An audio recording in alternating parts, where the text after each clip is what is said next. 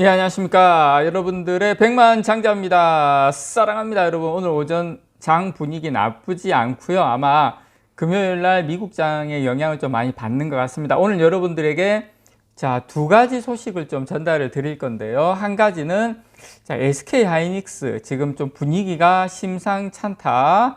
지금 현금 흐름 돌아가는 게 심상찮다. 그거 조금 소개를 드리고요. 그 전에 여러분, 이데일리에서 나온 요 소식, 코스피 하반기 반등, 반도체가 주도주가 될 가능성이 상당히 높다라는 지금 보고서가 나왔는데요. 요거 이제 현대차증권에서 이렇게 지금 2차 전지대 반도체 지금 상대 강도가 반도체주가 향후에 더 높을 것이다, 이런 전망이 나왔습니다. 그래서 코스피 지수가 하반기에 우상향할 수 있다는 전망이 나왔는데, 그 주도주가 하반기에는 반도체가 2차 전지보다 더 높을 가능성이 높다, 이렇게 나왔습니다, 여러분. 그래서 지금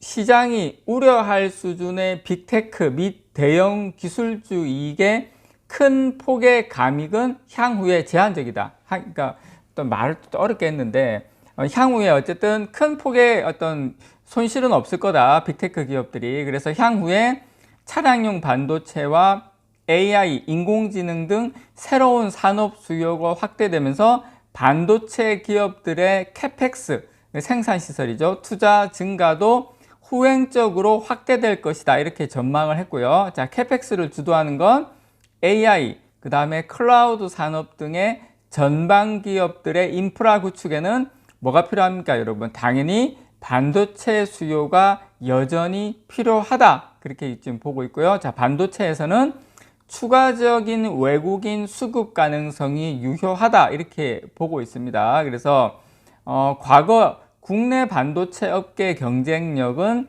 이 다운 사이클을 계기로 오히려 더 높아졌다면서, 향후에 내수 회복에 따른 중국발 스마트폰 수요 회복과 함께 AI 및 클라우드 시장 투자 확대, 이 커넥티드카 출시 등 다양한 수요 확대 요인을 생각할 필요가 있다. 언제부터? 하반기부터.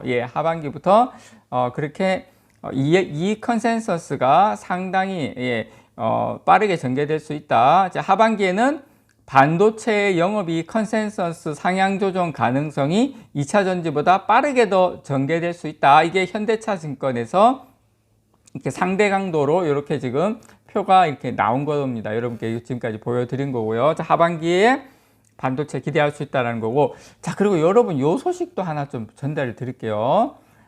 지금 SK 하이닉스 추가 차입 가능성, 지금 이게 현금 흐름표 요약한 거고요. 이제 분기 현금 지금 순현금 흐름인데, SK 하이닉스에 지금 SK 하이닉스의 순차입금 비율이 40%를 상회할 가능성이 커졌습니다. 경쟁사인 삼성전자의 감산 선언에도 반도체 업황 반등이 더뎌지면서 영업활동 현금 흐름은 마이너스로 돌아섰어요. 그래서 재무 부담을 줄이겠다는 의지에도 대외 리스크가 부각되면 추가 차입에 나설 가능성이 큽니다, SK 하이닉스에. 그래서 지난 1분기 말 SK 하이닉스 순차입금 비율은 37%로 작년 1분기 말 대비 21.12%포인트가 증가를 했어요.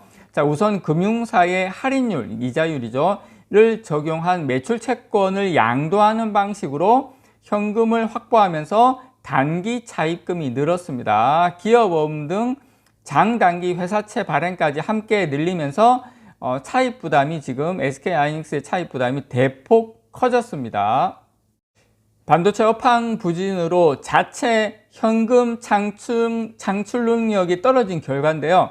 영업활동 현금 흐름은 작년 4분기에는 1조 2천억 정도 순유입에서 올해 1분기에는 1조 9천억, 거의 2조 가까운 순유출로 반전이 됐죠. 그래서 수익성이 낮은 레거시 제품 위주로 웨이퍼 투입량을 줄였으나 예상보다 부진한 수요에 재고자산 적체 현상이 심화가 됐습니다.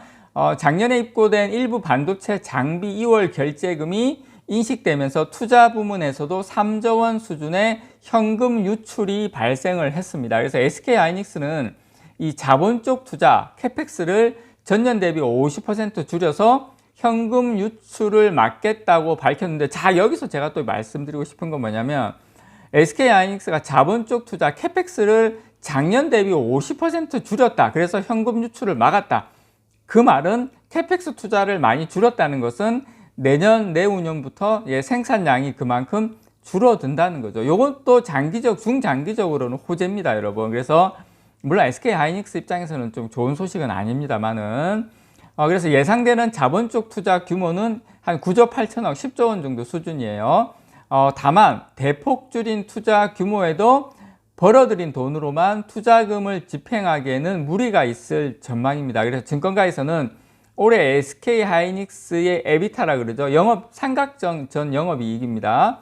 전망치를 3조 원 안팎으로 봤습니다. 그래서 SK하이닉스 쪽은 신규 차입을 고려하면 올해 연간 이자 비용은 전년보다 약 2배 증가한 1조 원 정도로 예상하고 있다, 이렇게 이야기를 했고요. 현재 추진하고 있는 투자와 비용의 효율적 관리로 장기적으로 차입금 규모는 줄여나갈 계획이다, 이렇게 밝히기는 했습니다. 하지만 여기서 중요한 점, 자, 추가 차입 부담이 여전히 상존합니다. 실제로 SK하이닉스가 2분기 들어 회사채 발행으로 조달한 현금 규모는 약 한 2조 5천억 원 수준인데요. 그나마 2조 한 2,300억 원은 연 1.75% 금리의 외화 교환 사채를 발행해서 재무 부담을 줄였죠. EB는 주식으로 바뀌면 채무 부담이 사라집니다. 그래서 신용평가사들은 SK하이닉스의 향후 재무 안전성이 오는 하반기 얼마나 업황이 개선되는지, 그리고 미국의 중국 내 반도체 장비 반입 규제 유예 조치가 얼마나 이게 실효성 있게 이게 진짜 진행이 되는지 여기에 달렸다고 보고 있습니다. 현재 차입 부담이 크기 때문에 메모리 반도체 업턴이 지연되거나 미국의 대중 규제 기조가 바뀌면 운전 자본이나 투자 부담이 가중되면서 재무 부담이 커질 가능성이 있다, 이렇게 보고 있습니다. 저는 개인적인 생각으로 SK하이닉스는 이제 지금은 좀 이런 상황이긴 하지만 하반기로 가면서 조금 이게 업황이 좀 좋아지면서 안정을 찾을 가능성은 높다고 봅니다. 개인적인 생각으로. 지금 신평사 쪽의 관계자는 메모리 반도체 업황은 한 번 반등을 하면 유입되는 현금 규모가 크고 본원적인 사업 경쟁력이 훼손되는 건 아니어서 길게 볼 필요가 있다, 이렇게 이야기하면서도 중요한 건 상황에 따라 신용 등급이나 등급 전망이 언제든 조정될 수 있다, 이렇게 강조를 했습니다.